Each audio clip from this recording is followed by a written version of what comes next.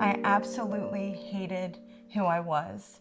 And I was so insecure, I was so afraid, and everything I did just kept reassuring that I was no good. And so I instantly turned to seeking anything to fill that void, and that's where drugs came in. My name is Leah Moore. Hear my story. Yeah, so I grew up in a very loving family. I was raised in church. So for the most part, lots of love, lots of morals, good standards. I have a little brother. He is about 5 years younger than me. And when I was 6 and he was 1, my parents separated. And my dad wasn't completely absent, but he definitely wasn't present. So basically had a single mom who did her absolute best. I think she's the most amazing woman in the world. But yeah, and then growing up, a big thing for me was always having to be the best, seeking lots of attention, lots of validation. But when my parents got back together, when I was about 12 or 13 is really where the rebellion started. So when my dad was gone, I really took on this role of responsibility, not only for my younger brother, but even for my mom. And so when my dad came back around 12 and 13, I kind of lost my place. I didn't really know where I fit anymore. And I became very resentful, very rebellious. Now, I was in a private school, so luckily I was very sheltered at that time. So it wasn't until a couple years later when I entered into high school when I really I was so desperate to fit in and so desperate to be accepted that I was pretty much willing to do whatever that took to kind of make friends or to feel whole or to feel a part of. And that's really where I lost myself and just tried to do whatever I could to fit in. I became quite the chameleon because I just was whatever you wanted me to be, just so I felt accepted. And I met a boy, how most great stories start, and it was a very abusive relationship. He hurt me very much, and when he broke up with me, I believe too he was kind of like my first addiction. I think love or needing love was kind of my first addiction, and so he kind of fulfilled that for me, and when he left I was empty.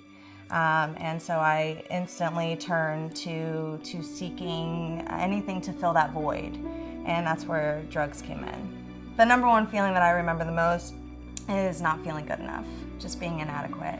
And so when my heart was broken, I became I didn't know who I was. I had no idea of who I was, what I liked.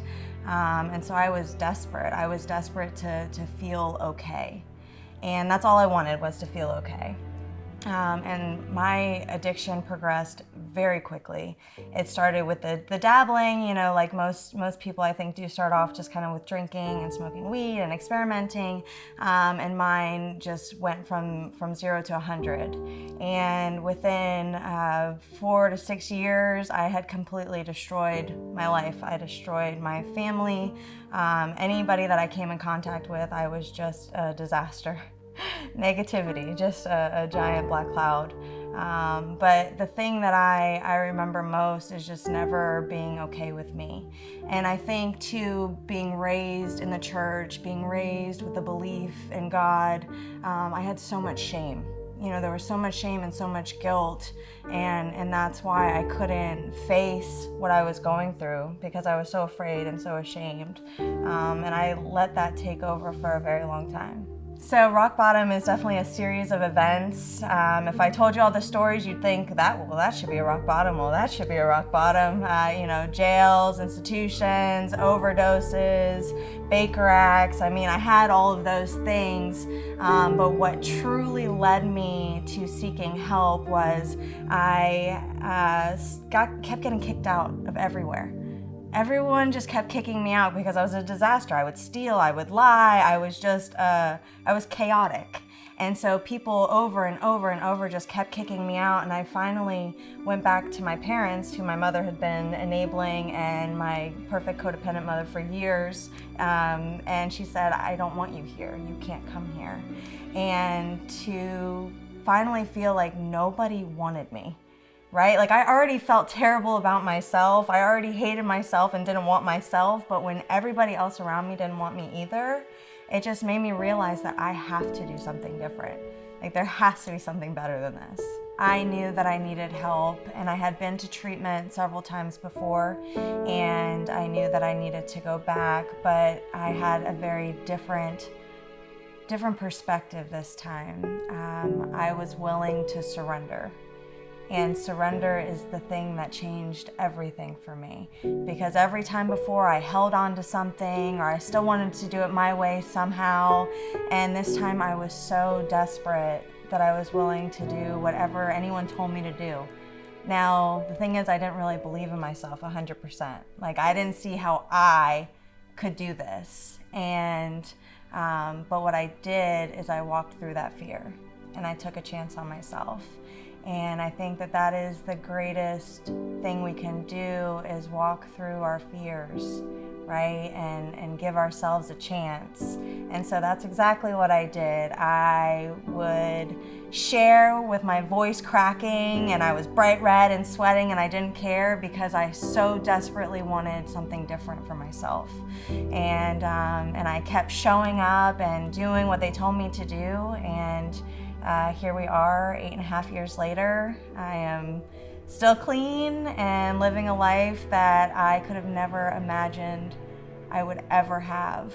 I get emotional when I talk about God, because I think about what God has done for me, the grace that He's given me, because all the things that I've done wrong, and I'm still forgiven, and I am still blessed, and you know, I have no doubt in my mind that there is a God. And I know for a fact because He's shown up over and over and over again. If you're out there and you're struggling with addiction and you are in a dark place, in pain, you are not alone. There is help out there, and it is all about walking through fears. I did not believe in myself. I did not think I was capable, but I promise you that you are. So if you are struggling, please ask for help. It was the greatest thing that I ever did for myself. And because of it, I have this amazing, blessed life.